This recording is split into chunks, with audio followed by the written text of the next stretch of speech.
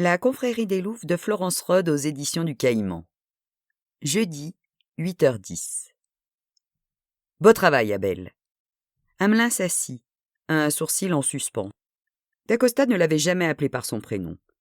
Il n'était pas certain d'apprécier cette familiarité lâchée comme par hasard dans le bureau du juge d'instruction. Il aurait été tout sourire, le divisionnaire, sans ces centaines d'heures passées autour d'un tapis vert, à confiner les traits de son visage d'une main gagnante. Hamelin se demanda s'il était aussi habile à masquer ses déceptions. On n'allait pas tarder à le savoir. Je disais à monsieur le juge que cette affaire a été rondement menée. Vous n'aurez utilisé que 2 des 4 jours alloués pour sortir l'affaire. Cela vous fait un crédit de 2 jours pour la prochaine. Le juge Dumont avait l'air d'excellente humeur. C'était un jeune, un ambitieux. En entrant dans la pièce, Hamelin avait discrètement cherché les marques de dents sur le parquet. Des aveux complets lui convenaient très bien à Dumont. C'était irréfutable, ça, des aveux. Rien que le mot, ça sonnait repentance, affaire classée, efficacité du système. Si vous le permettez, messieurs, je vais conserver les jours résiduels pour identifier la meurtrière d'Édouard Schaeffer. Le regard du divisionnaire se durcit. Bon, Hamelin, vous avez fait part des réserves que vous inspirent les aveux de Clémence Le Rouge. J'en ai pris note. Mais elle avait une bonne raison de tuer Schaeffer. Elle en a eu l'occasion, et elle a admis l'avoir fait. Je ne vois pas ce qu'il vous faut de plus. Dacosta s'exprimait lentement, comme on parle à un enfant têtu. Si je me souviens bien, dit Hamelin, je vous avais également enjoint de ne pas parler à monsieur le juge de cette confession spontanée, le temps pour le groupe de procéder à un certain nombre de vérifications. Mais enfin, s'emporta Dumont, vous ne les avez tout de même pas extorqués par la force, ces aveux. Il ne plaisantait pas du tout, Dumont. Il nettoyait ses lunettes, ses lèvres fondues dans une ligne pâle. 3 jours plus tôt, Hamelin aurait sans doute présenté ses conclusions sur un mode factuel et exposé sans détour les nouveaux éléments de l'enquête. Mais ce n'était plus comme s'il avait encore une carrière de flic à considérer. Autant, se dit-il, s'amuser un peu. « Vous les avez lus » demanda-t-il. « Oui, et alors ?» Le juge tira une feuille du dossier et l'envoya sur l'autre bord du bureau, presque à égale distance entre les 2 hommes. Dacosta considéra le document comme s'il était enduit de moisissures. « Alors, poursuivit Abel, c'est une page de roman, pas un transcript d'entretien. » Il s'en saisit et commença à lire. « Oui, je l'ai tué. Tuer un homme, en fin de compte, ce n'est pas bien sorcier. C'est juste une question de motivation. J'avais ce qu'il fallait. Tiens, c'est toi ? Tu passais dans le coin ? Il m'a posé la question quand j'ai franchi le seuil de la cuisine.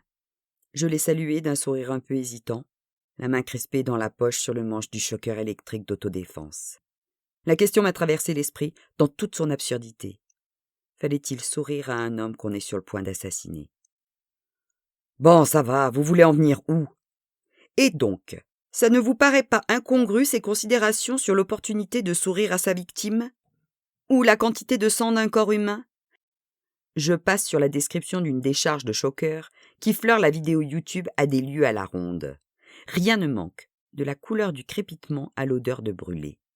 Et alors, objecta le divisionnaire, elle a dû se renseigner sur le fonctionnement de l'appareil avant d'en faire l'acquisition. Et dans l'émotion des aveux, elle nous ressort le voltage et l'effet produit sur un bœuf. Intéressant. Le poing de Dacosta s'abattit sur le bureau. De la main, Dumont lui imposa le calme avant d'objecter. Commandant, vous êtes bien placé pour savoir que la confession d'un criminel peut parfois revêtir un style un peu... Tiré du lit de bonne heure pour entériner l'aboutissement d'une enquête, il avait un peu de mal, le juge. Il cherchait ses mots. Hamelin lui vint en aide. Appliqué ? Oui, c'est ça, appliqué. Clémence Le Rouge est incapable d'aligner 2 phrases de suite sans y caser une grossièreté ou une insulte. Quand elle est revenue se confesser, hier soir, c'était une petite fille sage qui récitait sa leçon. « Commandant !» articula Dumont. « Est-ce que vous suggérez d'enterrer les aveux de Madame Le Rouge sous prétexte qu'elle vous les a fait poliment ? » ?»« Non, je suggère de les enterrer parce qu'elle s'est rétractée. » Le juge et le divisionnaire échangèrent un regard atterré. « C'est tout récent, » commenta Abel. « Mais quand ?»« Quand je lui ai demandé si elle maintiendrait ses aveux, sachant que le choqueur avait été payé cash. »« Quel rapport ?» explosa Dacosta. Du pouce, Abel se lissa la barbe. Sa confession sonnait faux du début à la fin. Plus je lisais, moins j'y croyais. Et puis ça m'a frappé. Quoi? Elle s'accuse d'avoir utilisé le choqueur sur le ventre de la victime. Or, c'est à la hanche qu'on a trouvé les marques de brûlure. Elle a pu se tromper. Si c'est ça votre... Allons. Elle se souvient du moindre détail du fonctionnement de l'appareil, mais pas de la partie du corps où elle l'a appliqué. Si vous relisez sa confession, ça va vous sauter aux yeux. C'est la reconstruction du meurtre par quelqu'un qui connaît les lieux pour les avoir déjà visités, sans doute comme invité, et a des faits, une vue partielle. Elle y met exactement ce qu'elle a appris lors de ses entretiens au 36. Pour le reste, elle demeure dans les généralités et nous emballe ça dans des considérations glanées sur le net. In fine, le seul détail inexact, c'est le point d'impact du choqueur. Il était difficile de ne pas le mentionner. Elle y est allée au hasard, dans l'espoir que l'on mettrait une éventuelle erreur sur le compte de l'émotion. Le silence investit le bureau. Dacosta examina ses berlutis avec beaucoup d'attention. « Mais pourquoi ?» demanda finalement Dumont. « Pourquoi produit-on de faux aveux en général? Pour protéger quelqu'un? L'une de ses 3 amies? C'était ma première idée. Et puis j'ai relu sa déposition précédente, celle recueillie hier après-midi. Comme vous le savez, poursuivit-il, fin décembre, Ida le Rouge est partie en Islande à l'insu de sa mère. Qui plus est, à ses frais, grâce au code de sa carte bleue. J'ignore si c'était une première ou une habitude de la part des jumelles. Mais Clémence, une fois chez elle, a commencé à gamberger. Puisque ce n'était pas elle qui avait fait l'achat en ligne, ce devait être quelqu'un ayant accès à son numéro de code. Ida, n'ayant pas à sa connaissance de raison de tuer Édouard et donc de se procurer un choqueur, elle a imaginé que Manon était la coupable. Bien sûr, Clémence ne pouvait pas savoir à ce moment-là que l'appareil avait été acheté en cash dans une boutique de la place de Clignancourt. Nous-mêmes, nous l'ignorions.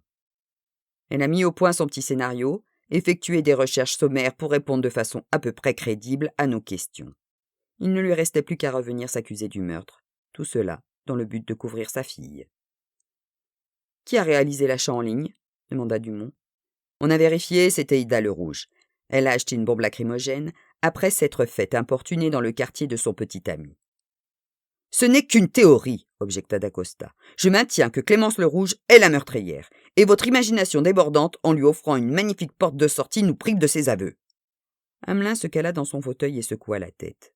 « Clémence le Rouge n'a pas pu tuer Édouard Schaeffer. C'est vous qui le dites. Les caméras de surveillance de la RATP sont de mon avis. » Il sortit un boîtier de la poche de son duffel-coat. « Vous avez un lecteur de CD ?» Dumont évacua la question d'un haussement d'épaule. « Qu'est-ce que ça raconte ?» On y voit Clémence le Rouge attendre le métro sur le quai de la ligne 2, station Barbès, à 18h40, soit 10 minutes après que l'Indien a croisé la meurtrière à la sortie du resto.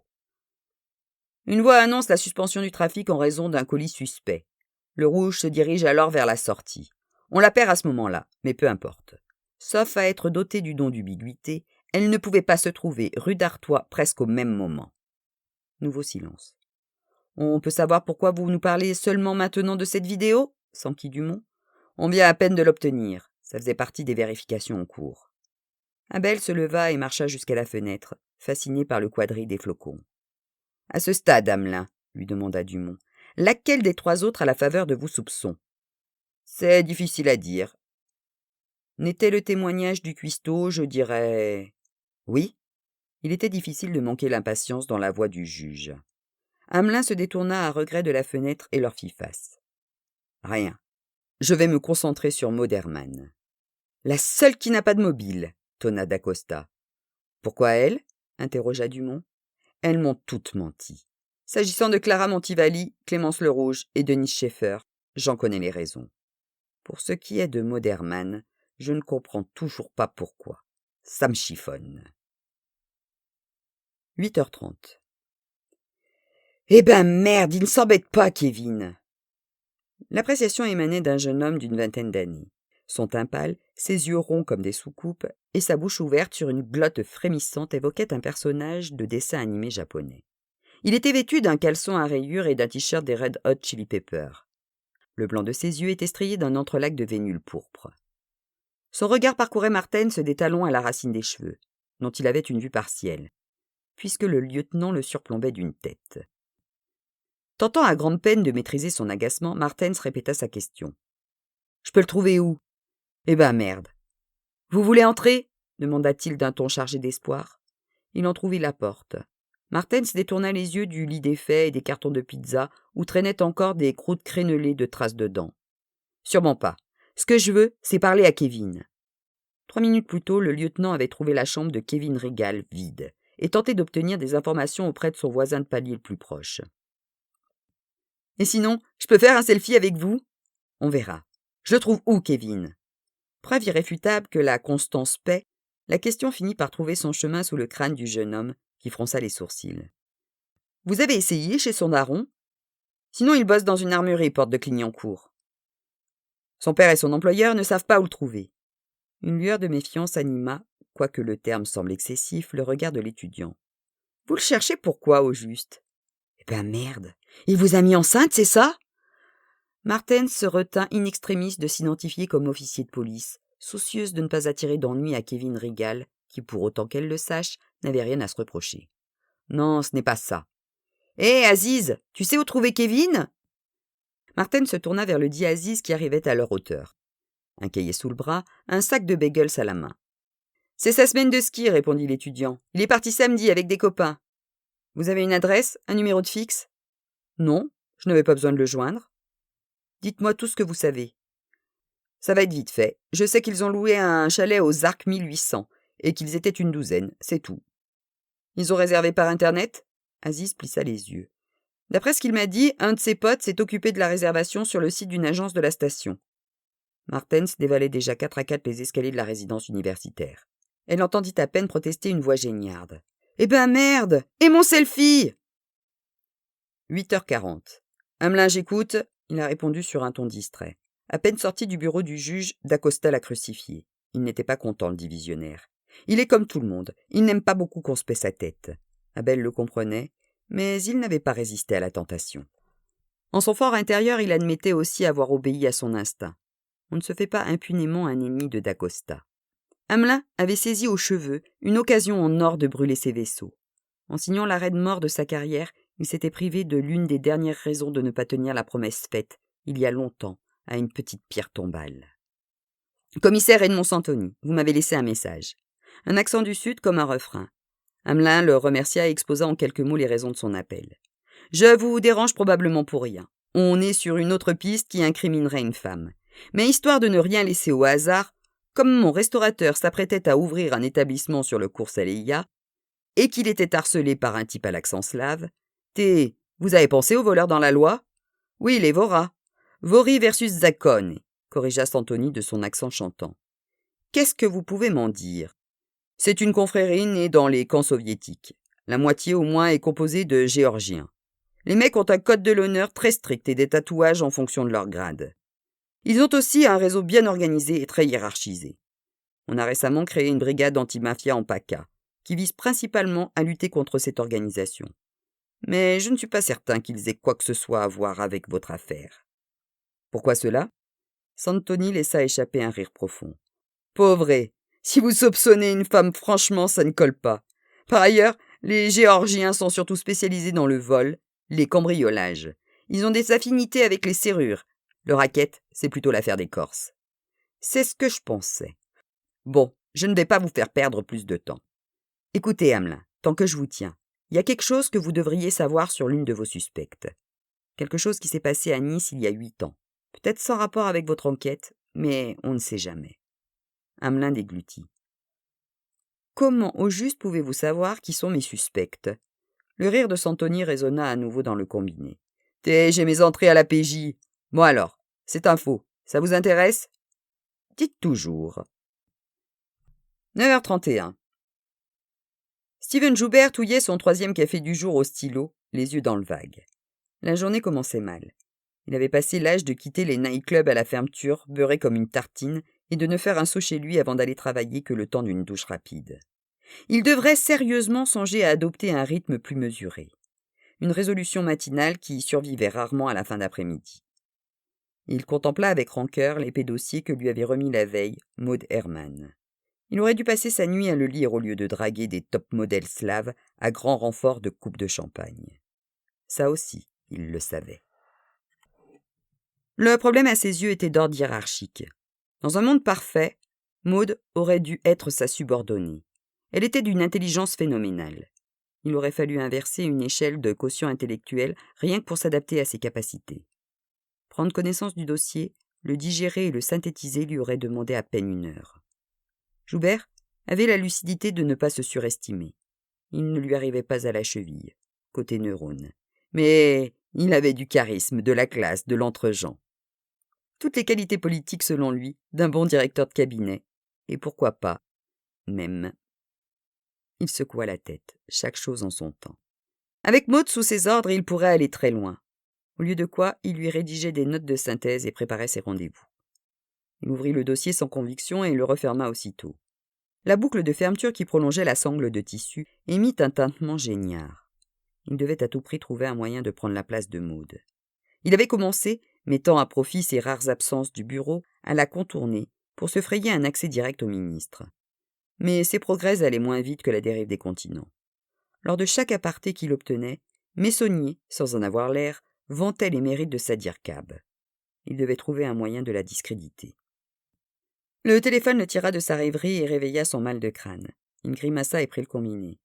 « C'est Sophia !» Il connaissait le prénom et la voix, mais avec une migraine pareille, pas moyen de restituer son interlocutrice. Puis ça lui revint. La réceptionniste. Il ne passait pas le hall de verre sans plaisanter un peu avec elle. Pas tout à fait à la hauteur de ses standards féminins, mais pas non plus désagréable à regarder. Bref, à garder sous le coude pour un soir de disette. « Justement, je pensais à toi.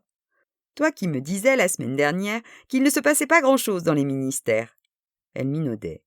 Curieux comme ce qui l'excitait chez une fille à minuit avait le don de l'exaspérer 9 heures plus tard.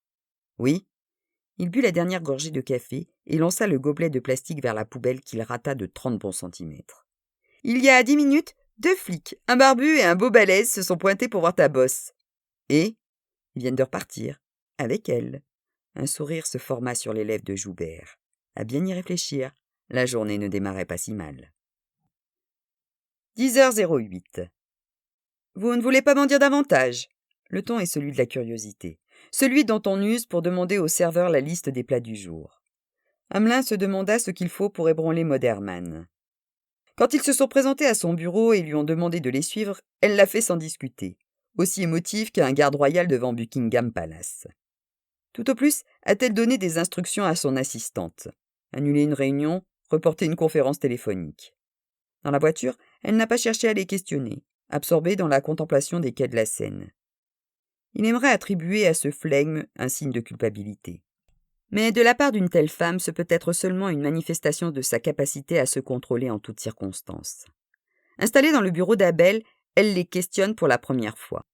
Le Goff est prêt à prendre sa déposition et lui, à croiser le fer avec un adversaire émérite. « À quel sujet ?» Maud sourit comme pour lui signifier qu'ils n'en sont plus à jouer au con. « Commandant, c'est la 4e fois en 4 jours que j'ai le plaisir de votre compagnie. Ce matin, vous êtes même venu en personne sur mon lieu de travail requérir ma présence. J'aimerais connaître les raisons d'un tel engouement. Nous avons aussi passé beaucoup de temps avec vos amis. Vous pensez les revoir aujourd'hui ?» Les 2 hommes ne répondent pas. La grimace de Maud se traduit en « je vous l'avais bien dit ». Vous êtes direct. Permettez-moi de l'être aussi. Vous m'avez menti comme un bonimenteur de foire. Je n'en cerne pas bien les raisons. Quand je ne comprends pas, je m'accroche. C'est pavlovien chez moi. Passons en revue mes supposés mensonges dans ce cas. Je suis certaine de pouvoir dissiper ces malentendus. J'allais vous le proposer. Je suis tout oui. Pourquoi nous avoir affirmé que vous n'étiez pas enceinte le soir du réveillon? Sans doute parce que je ne l'étais pas. Hamelin sort du dossier une feuille de papier A4 et la pose devant Maud. Comme vous pouvez le constater, c'est la photocopie d'un ticket de caisse que nous a obligeamment fourni la pharmacie Bonnet, située à l'angle de votre rue et de la rue Le Pic. Selon ce document, vous avez fait l'acquisition d'un test de grossesse en date du 23 octobre. J'aurais tout aussi bien pu acheter un billet de loto sans pour autant être millionnaire, commandant. Corrigez-moi si ma mémoire est incorrecte. Vous ne m'avez pas demandé si je m'étais procuré un test de grossesse le 23 octobre. Ce que vous vouliez savoir, c'est si j'étais enceinte le 31 décembre. La réponse était aussi négative que le test. Tout nous indique le contraire. Un profond soupir accueille l'assertion. Qu'entendez-vous par tout? Le soir du réveillon, vous avez évité de consommer des fruits de mer, du foie gras, du fromage au lait cru et toute forme d'alcool. Je vous l'ai dit, j'avais la crève. Si toutes les femmes enrhumées en hiver étaient enceintes, la France aurait de sérieux problèmes de surpopulation. Vous étiez maquillée ce soir-là? Je vous demande pardon. Ça les a marqués, vos amis. Il paraît que vous n'avez pas le mascara facile. Maud hausse les épaules. C'était une occasion d'en mettre. Les femmes enceintes ont fréquemment des problèmes de peau, poursuit Hamelin. Surtout en début de grossesse, paraît-il. C'est ça votre théorie? J'avais mis du fond de teint pour cacher de l'acné. Commandant, quand vous serez lassé de la police, vous vous recyclerez aisément comme romancier. Parfait. Vous êtes tenté par l'écriture? En aucun cas, mais quand un suspect loue mon imagination, c'est en général que je ne suis pas si loin du compte. Un suspect. Elle savoure le terme. Enfin, vous appelez un chat un chat. Vous avez l'intention de me placer en garde à vue? Disons que ça dépendra de votre capacité à, comme vous dites, dissiper les malentendus. Pour le moment, sauf à ce que vous ayez sous le coup d'un test de grossesse positif portant mon ADN, vous admettrez que le dossier est mince. Valériane Duroy, ça vous parle? Elle mâchonne le patronyme, les yeux mi-clos. Oui, je connais ce nom. Mais là, comme ça... Hamelin lui tend une nouvelle feuille. Elle travaille également à Bercy. C'est un email que vous lui avez adressé le 23 octobre, jour d'achat du test, pour vous renseigner sur les modalités d'inscription à la crèche du ministère. Oh ça, oui, en effet. Comme vous l'avez compris à ce stade, messieurs, j'ai eu en octobre un retard menstruel qui m'a incité à acheter un test de grossesse. Je vous l'avoue, pendant quelques heures, j'ai cru être enceinte. Je me sentais barbouillée, la poitrine douloureuse. Bref, j'ai fait comme vous, commandant. J'ai lâché la bride à mon imagination. Je me suis renseignée sur les inscriptions en crèche. J'ai surfé sur les sites d'articles pour bébés. J'ai consulté le classement des maternités. Maud écarta les bras d'un geste fataliste. Après avoir fait le test, je n'ai poursuivi aucune de ces démarches. Les demandes d'informations précoces, mettre la charrue avant les bœufs, tout ça, ça ne vous ressemble pas. Vous seriez plutôt du genre chaque chose en son temps, ou ne nous emballons pas. Que voulez-vous? Tout être humain est la somme de ses contradictions. Merci pour la minute philosophique du jour, Madame Hermann. Revenons, si vous le voulez bien, sur un autre de nos malentendus. Lorsque je vous ai demandé pourquoi vous n'avez pas eu d'enfant, vous nous avez affirmé, je vous cite, « On n'a jamais eu le temps », mettant en exergue vos obligations professionnelles et celles de votre mari. À la voir assise avec nonchalance, les jambes croisées, une moue amusée aux lèvres, il est difficile de l'imaginer intérieurement tendu comme un arc, concentré sur la prochaine passe d'armes. Pourtant, Abel le sent. Elle sait ce qui va venir et s'y prépare. Comme pour confirmer cette intuition, Maud lui coupe la parole. « Et vous avez découvert que nous ne pouvions pas concevoir ?» Hamelin croise les bras. « Bravo, commandant, vous m'avez percé à jour. » Elle applaudit, reconnaissance, ironique d'une bataille dérisoire dans la guerre qui les oppose. En effet, Madame Hermann, vos obligations professionnelles ne vous ont pas empêché de suivre un parcours d'assistance à la procréation d'une durée de 3 ans à l'Institut Montsouris. On peut savoir pourquoi vous nous avez menti. Ça va sans doute vous surprendre, commandant, mais pour certaines femmes, la stérilité peut être vécue comme un véritable handicap. Ce n'est pas forcément un sujet sur lequel on aime à s'épancher. Elle n'en dit pas plus. Elle ne leur parle pas de leur déception mensuelle à l'arrivée des règles qui, avec le temps, tournent à la détresse. Ni du sentiment de malaise à la seule vue d'une femme enceinte, ni de l'inconfort engendré par les traitements médicaux contre l'infertilité, ou du désespoir né de chaque nouvel échec. C'est la raison de ma présence. Je suis soupçonnée du meurtre d'Édouard parce que je n'ai pas souhaité vous expliquer pourquoi Georges et moi n'avons pas eu d'enfant. Je vous souhaite un juge d'instruction doté d'un esprit aussi tordu que le vôtre. Pourrait-on dire, Madame Hermann, que vous étiez prête à tout pour avoir un enfant? Pour la première fois, et le temps d'une seconde, elle donne l'impression d'hésiter. Voilà une bien étrange question, commandant. Voilà une réponse bien évasive. Je vais reformuler. Jusqu'où étiez-vous prête à aller pour un enfant? Je ne suis pas certaine de... Auriez-vous été prête à en voler un? Silence. Pas d'applaudissements, madame? Il était pourtant plus difficile d'apprendre que vous vous êtes rendu coupable d'une tentative de rapt que de savoir que vous aviez subi 6 inséminations artificielles. Maud Hermann le toise de ses yeux verts. Gardons-nous, si vous le voulez bien, commandant, de sombrer dans le mélodrame. Il y a 4 ans, à Nice, en attendant un avion, j'ai croisé un petit garçon perdu au relais H. Il était paniqué, ne sachant où trouver ses parents. Nous sommes partis tous les deux à leur recherche. Vous pensiez vraiment les retrouver dans le taxi que vous avez hélé devant l'aéroport moins de 3 minutes plus tard? Nouveau silence. Abel poursuit. Les parents n'ont pas souhaité donner suite à cet incident. Pour autant, la version initiale qu'ils ont donnée à la police diffère sensiblement de la vôtre. Vous ne trouvez pas? Maud farfouille dans son sac à main à la recherche d'une bouteille d'eau. Elle en boit une bonne gorgée, revisse le bouchon et arrime ses yeux à ceux d'Amelin. Admettons, commandant, qu'un instinct maternel inassouvi m'ait poussé à commettre une erreur. Vous le disiez vous-même. Il n'y a pas eu de poursuite. Alors, je sais que vous êtes censé poser des questions et moi y répondre, mais permettez-moi de déroger à cette règle pour vous demander où tout cela nous amène par rapport au meurtre d'Édouard. Je vous abandonne une minute, mais nous allons y venir. Amelin sort et croise de la trace dans le couloir. Comment ça se présente? Elle ne lâche rien. Le témoignage de l'armurier ne serait pas du luxe. Où en est Martens? Dans un train pour Bourg-Saint-Maurice, paraît-il, sur la piste de ton témoin providentiel. De ton côté? Je vais interroger le meilleur ami d'Édouard Schaeffer, Martial Bertin.